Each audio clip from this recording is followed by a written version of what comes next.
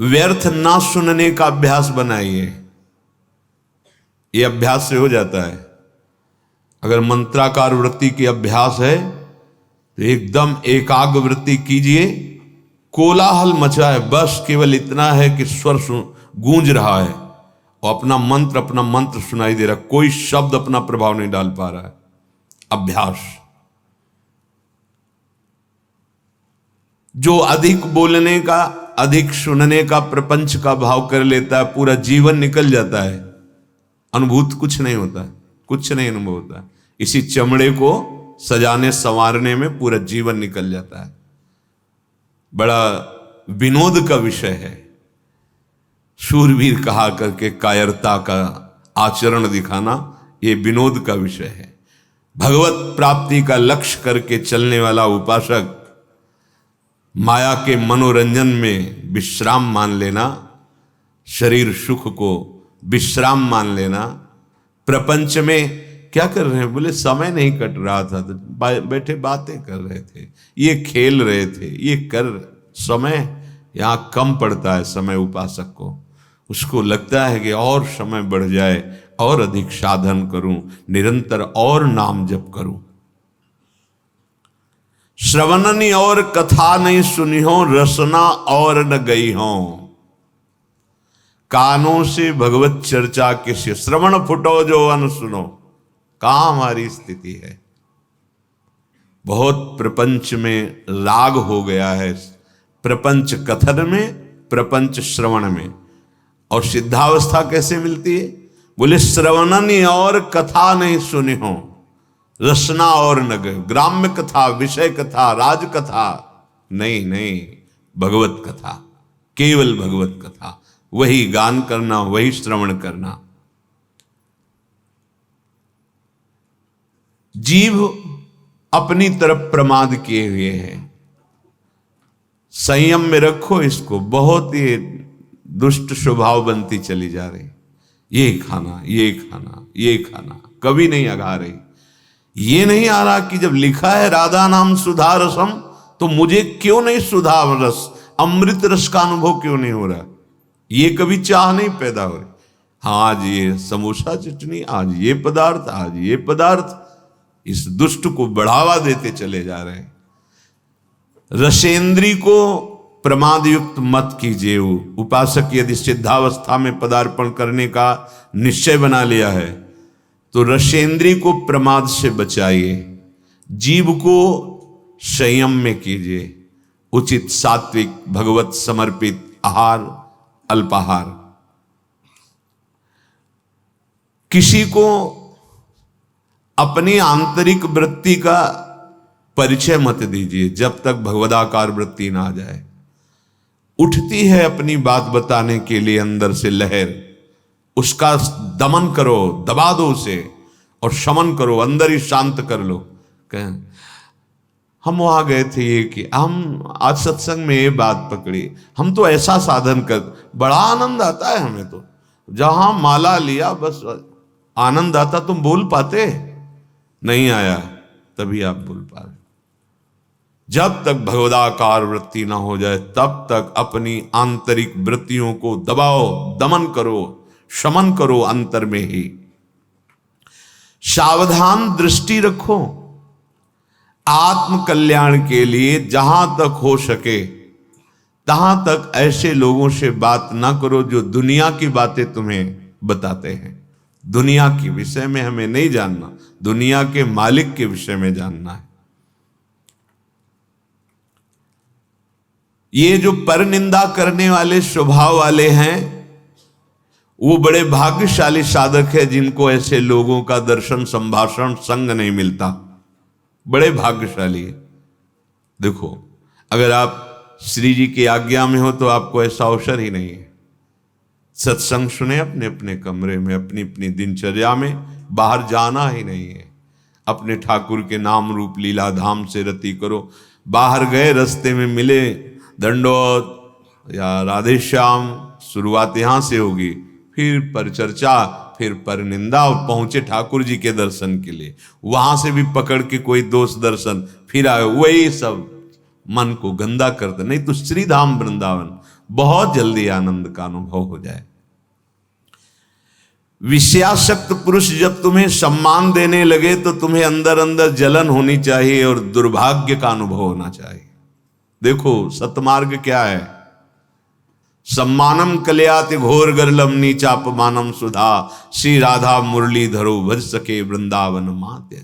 सबके चरणों में तृणादपि सुनीचेन, कब बनोगे, कब आएगा, सबके चरणों में।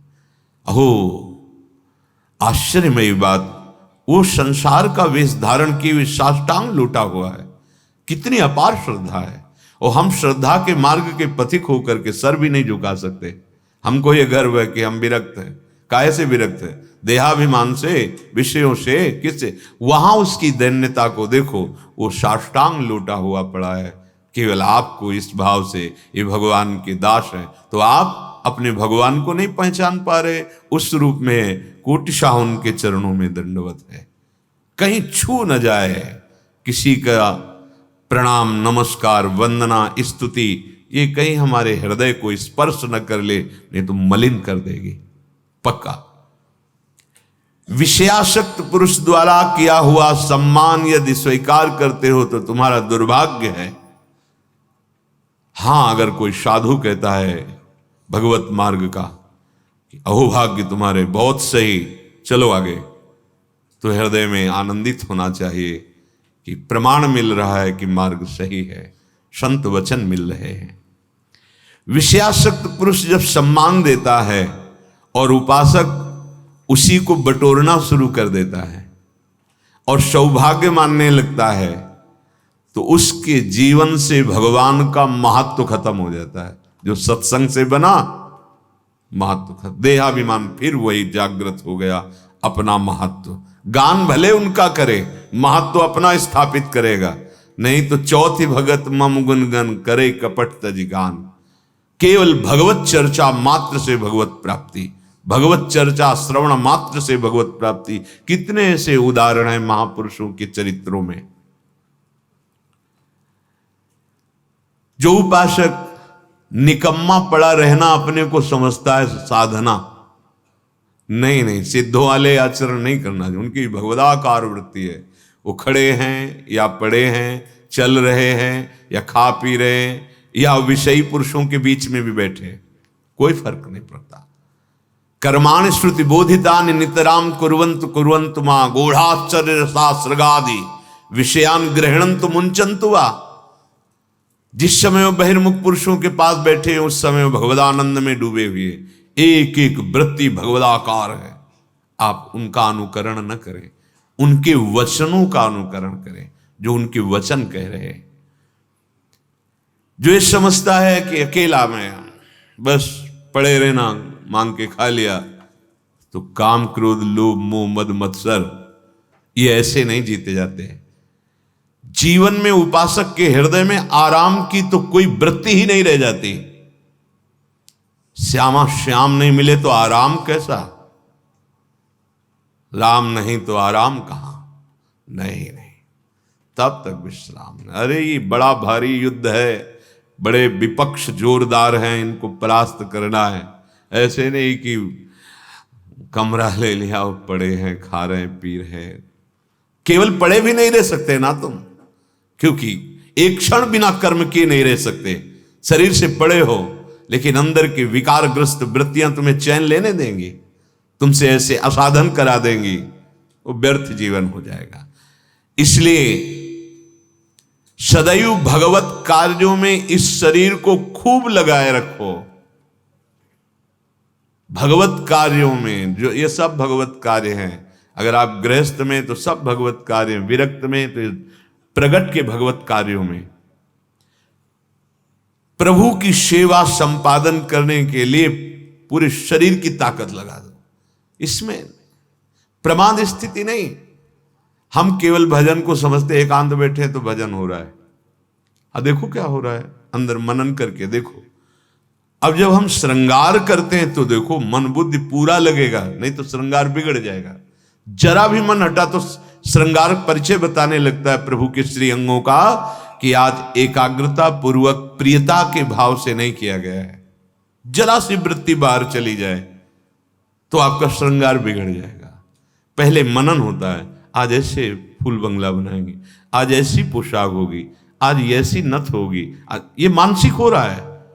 फिर प्रगट में उसमें तन्मयता पूर्वक हो रहा है। परम सिद्ध वर्तमान में भगवदानंद की अनुभूति करने का बहुत प्रबल साधन मिल गया, और यही सिद्धावस्था का अनुभव करा देगा कि जो कर रहे हो ये परम सिद्ध वस्तु है। इसलिए उपासक भगवत प्राप्ति के लिए ये 4 बातें जीवन में बहुत ध्यान पूर्वक, पहला निरंतर नाम जप, दूसरा सत्संग। सत्संग बहुत बड़ी प्रेरणा देता है हमें भगवत प्राप्ति की। असत आचरणों की त्यागने की सामर्थ्य सत्संग से मिलती है। और तीसरा शास्त्रों का स्वाध्याय अनिवार्य है। और चौथा भगवत सेवा। इससे पूर्णता की प्राप्ति हो जाएगी, अर्थात आपकी स्वीकृति हो जाएगी, मैं श्री जी की सहचरी हूं, अनुभूत हो जाए, मैं भगवत दास हूं, मैं भगवान का नित्य सखा हूं, या भगवान मेरे करुणा सिंधु पुत्र हैं, या भगवान मेरे माधुर्य निधि प्रीतम है, पति है। जो जिस भाव से भगवान उसी की परिपक्वता कर देते हैं, उसी को दृढ़ कर देते हैं। उपासक भगवत कृपा से प्राप्त सत्संग से जब ये निश्चय कर लेता है कि अब मुझे इस जन्म में भगवत साक्षात्कार करना है, दृढ़ निश्चय, तो आधी यात्रा तो निश्चय से ही पूर्ण हो गई। अब उसे असाधनों का त्याग केवल करना है। साध्य वस्तु स्वीकृति से अनुभव में आती है, पक्का। जैसे हमारी स्वीकृति अभी नहीं है, स्वीकृति देह की है, स्वीकृति मन और इंद्रियों के साथ भोगों में सुख है, ऐसी है। स्वीकृति ये सत्य है, संसार ऐसा हो गया। तो देखो हमें भास रहा है, सत्य भास रहा है, मैं तू मेरा तेरा, अच्छा बुरा। स्वीकृति ये इतना कठोर हृदय कर देती है, भाई भाई की छोटी सी संपत्ति के लिए हत्या कर देता है, इतना कठोर हृदय कर देता है, पूज्य जनों का अपमान निरादर। बड़ा यही स्वीकृति इतना सरस हृदय कर देते हैं, जरूरत पड़े तो अपने प्राण दूसरों के लिए देने के लिए। परहित सरिस धर्म नहीं भाई। परम धर्म की स्थिति स्वीकृति से, परम प्रेम की स्थिति स्वीकृति से। विश्वास कीजिए, स्वीकृति ही हमारी गलत हो गई। आत्मबोध स्वीकृति से ही होता है, भगवत प्रेम स्वीकृति से ही होता है। मेरे प्रिया प्रीतम, बस और कोई नहीं। ये स्वीकृति ही तो है, मेरे तो गिरधर गोपाल दूसरो न कोई। स्वीकृति, पर यह स्वीकृति बहुत दुर्लभ स्वीकृति है। जीवन में जब तक 4 बातें नहीं होंगी, तब तक ये स्वीकृति भगवत मार्ग की पुष्ट नहीं होती। सबसे पहले निरंतर गुरु प्रदत्त नाम जप, मंत्र चिंतन। दूसरा, इसकी पुष्टता के लिए सत्संग अति अनिवार्य है, अति अनिवार्य। सत्संग नहीं तो भजन नहीं बन सकता। भजन न होई संग बिनु। अगर भजनानंदी महापुरुषों का संग नहीं, भजन नहीं बन सकता। पहला, निरंतर नाम जप सदगुरु प्रदत्त, ये दिव्य स्वीकृति के लिए अत्यंत अनिवार्य। दूसरा, भगवत प्राप्त महापुरुषों की वाणी का, अर्थात सत्संग का नित्य श्रवण। तीसरा, शास्त्र स्वाध्याय, आचार्य वाणी, महापुरुषों की वाणियों का एकांत में स्वाध्याय मनन सहित। और चौथा, सेवा, गुरु सेवा, इष्ट सेवा, परिवार की सेवा, समाज की सेवा, राष्ट्र की सेवा, विश्व की सेवा। ये 4 ऐसी महामहिमामयी साधन वृत्ति है जिससे ऐसी दिव्य स्वीकृति होगी कि असाधन अपने आप मिट जाएगा और दिव्य साधन संपत्ति प्रकाशित हो जाएगी। पहला, गुरु प्रदत्त नाम मंत्र, अभ्यास निरंतर का। दूसरा, महत्पुरुषों का संग, सत्संग। तीसरा, अध्यात्म वृत्ति को पुष्ट करने वाले महापुरुषों की वाणी, शास्त्रों का स्वाध्याय नियमित रूप से। और चौथा, सेवा। ये आपकी स्वीकृति को बदल देंगे।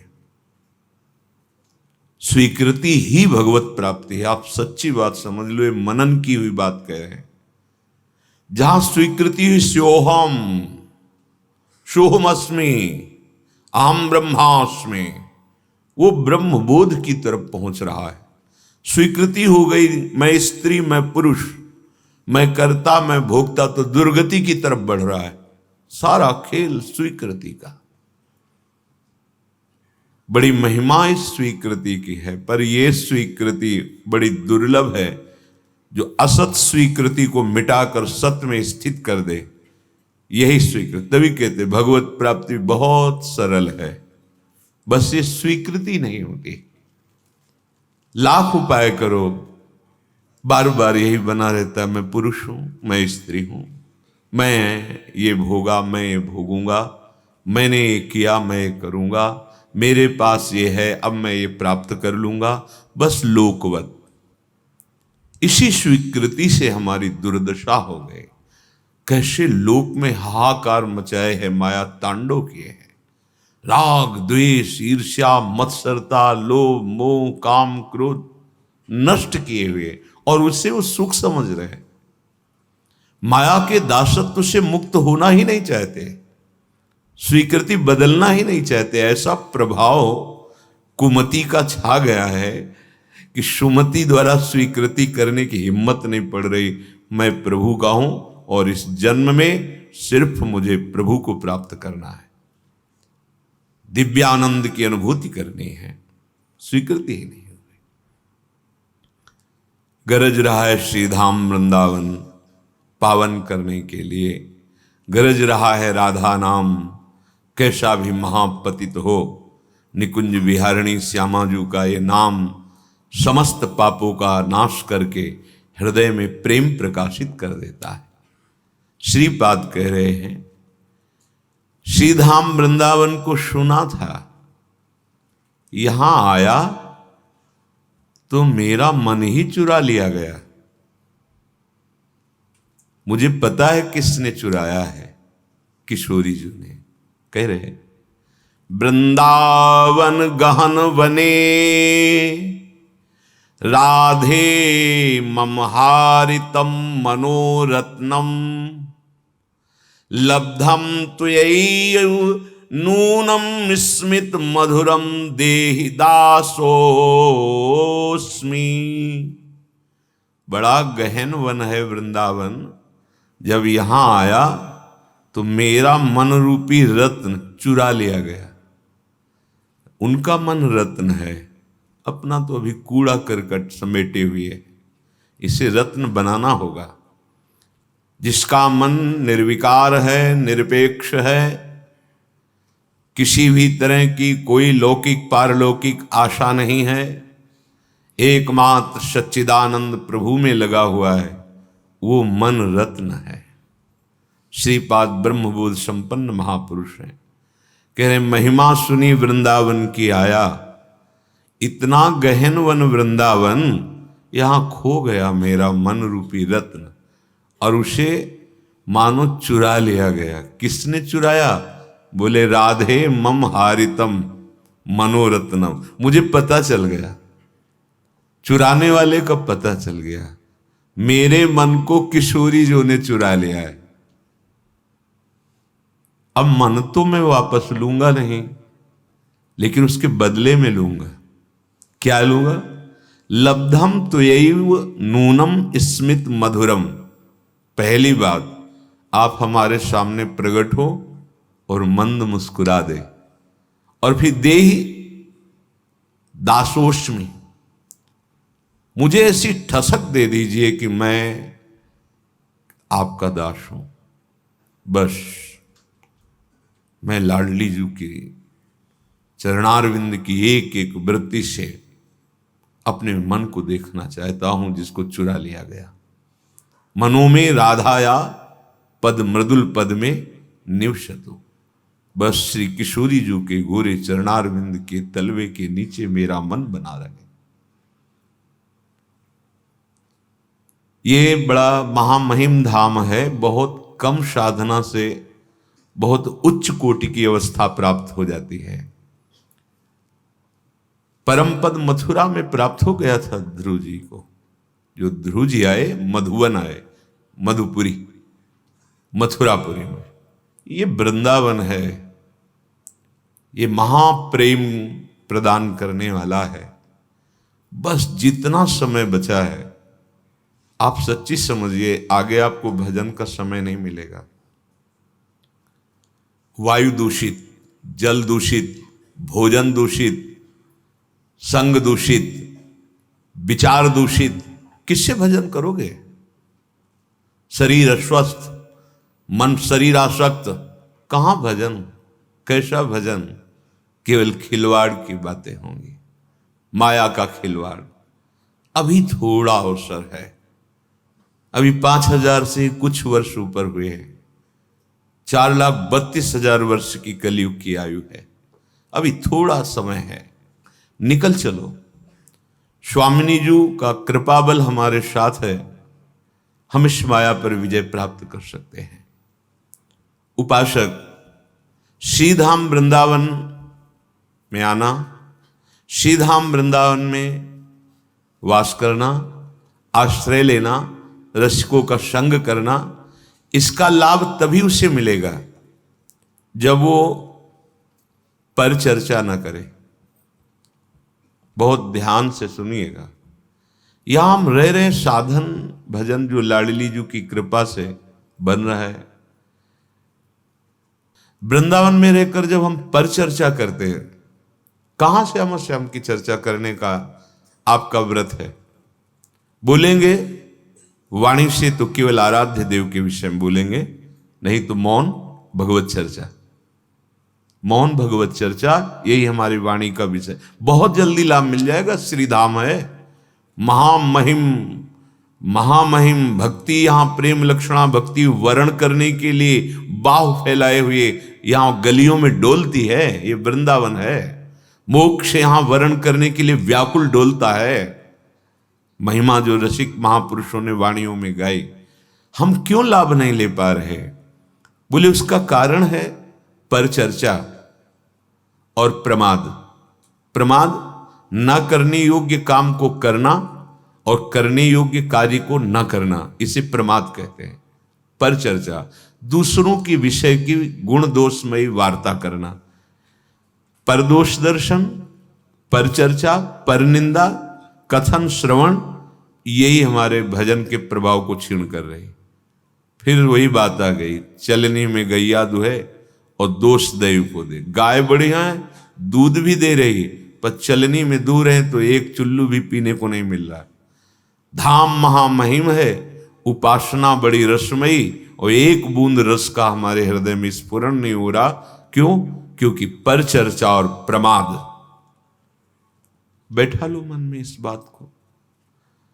रसना कटो जो अन रटो। क्यों नहीं आप आचार्य चरण की बातें स्वीकार की जा रही? महापुरुषों की व्यर्थ वार्ता क्यों? हम प्रायः देखते हैं, बिल्कुल इतनी पीड़ा नहीं कि मेरे कितने मिनट व्यर्थ जा रहे हैं। कभी कभी एक झुलझुलाहट होनी चाहिए, आपको एक जलन होनी चाहिए कि इतना मिनट हम इससे व्यर्थ की वार्ता करते रहे। और वो वार्ता में गुण दोष जरूर आ जाएंगे, किसी की गुण चर्चा और किसी की दोष चर्चा। उपासक दोनों नहीं करता। तात सुनहु मायाकृत गुण और दोष अनेक, अनेक गुण या उभय न देखी, देखी सो विवेक। सच्चा गुण यह है कि न गुण देखना है न दोष देखना है, भगवत भाव से सबसे देख के उदासीन अपने उपासना में लगे रहना। जिसमें ये दो बातें बनी रहती हैं, उसमें तीसरी बात घमंड प्रकट हो जाती है, अपने में बड़ेपन का, मैं बड़ा हूं। तो उसका परिणाम भय विषाद शोक आ जाता है। वृंदावन में रहते हुए चिंता, भय, शोक, विषाद, या वृंदावन का आश्रय, वृंदावनेश्वरी का आश्रय, और आपके अंदर भय, चिंता, शोक, विषाद।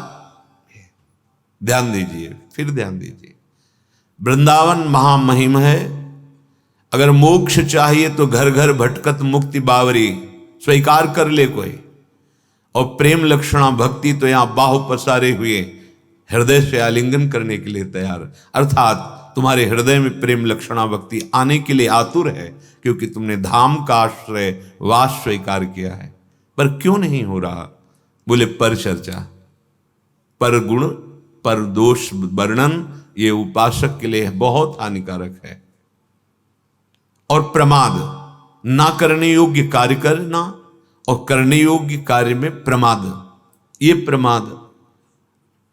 अगर हमारे अंदर ये दो दोष यहां बढ़ गए तो तीसरा, अपने में बड़प्पन का सम्मान पाने की चाह, अपने में गुणाभिमान, देहाभिमान बढ़ जाएगा। परिणाम भय, विषाद, शोक, चिंता, ये उसके हृदय में आ जाएगी। जहां थोड़ी साधन वृत्ति बढ़ी तो उपदेशक बन जाता है उपासक। ये महापुरुषों के वचन है। उपदेशक तब तक बनने की आवश्यकता नहीं जब तक तुम षड्विकार पर विजय प्राप्त करके भगवत साक्षात्कार न कर लो, तब तक उपदेशक बनने का अधिकार नहीं है। जिस वस्तु का स्वाद नहीं चखा उसको बोलने का अधिकार कैसे प्राप्त हो गया? एक बार किसी महात्मा के पास कोई अपने बालक को लेके गया और कहा कि बहुत मीठा खाता है, गुड़ खाता है, आप इसे मना कर दीजिए, आपकी बात मान जाए। बोले 1 सप्ताह बाद आना। जब आए बोले बेटा मीठा मत खाया करो, उससे तुम्हारे पेट में कीड़े पड़ जाएंगे, आधे आधे उससे समझाया। तो उस घर वाले व्यक्ति ने कहा ये बात तो उसी दिन कह सकते थे, 1 सप्ताह क्यों लगाया? बोले क्योंकि मैं भी मीठा खाता था, 1 सप्ताह से छोड़ दिया और आजीवन के लिए तब मैं उपदेश। ये है महात्मा की वृत्ति। हमें भगवत साक्षात्कार नहीं हुआ, हमने अपनी इंद्रियों को अंतर्मुख करके स्वरूपानुसंधान नहीं किया, संसार से वैराग्य नहीं, हम उपदेशक बनकर उपदेश दे रहे हैं तो हमें सम्मान मिलेगा और भ्रष्ट हो जाएंगे। सम्मानम कल्याति घोर गरणम, ये विष केवल सिद्ध महापुरुष ही पचा सकता है। जैसे भगवान शिव हलाहल विष कुछ नहीं फर्क पड़ा, ऐसे ही जो शिव स्वरूप हो गया है, भगवत स्वरूप हो गया है, वो जो साधक अभी कोई स्थिति नहीं और उपदेशक बन जाता है तो ये उपदेशक की भावना बड़ी उसको निंदनीय स्थिति में गिरा देती है। महापुरुषों के वचन खोखला कर देती है अंदर से। सम्मान, विषय, प्रियता सब घेर लेते हैं। आज लड़ने की सामर्थ्य है नहीं क्योंकि वो स्थिति नहीं आई, भूमिका नहीं आई, वो फिर अंदर ही अंदर वो खोखला हो जाता है। उपदेशक अपने को दूसरों का कल्याण करने वाला समझ बैठता है, और जो भगवत प्राप्त वो बोधयंता परस्परम कथयंति च माम नित्यम तुष्यंति च रमंति च, ये भगवद आदेश का पालन हो रहा है। स्वांतः सुखाय तुलसी रघुनाथ गाथा, जगत का मंगल नहीं, जगत तो जगदीश स्वरूप उनको अनुभव में आता है। मेरे भगवान इस रूपों में बैठ करके प्रश्न उत्तर करते हैं, मेरे भगवान भगवत चर्चा करने का अवसर देते हैं। बोधयंता परस्परम, परस्पर भगवत चर्चा, उसी में तुष्ट होना, उसी में रमण करना, ये स्वभाव होता है। आशा बसन व्यसन याति नहीं, रघुपति चरित होए ता सुनहि, सनक सनंदन सनातन सनत कुमार, इन चारों कुमारों का स्वभाव है।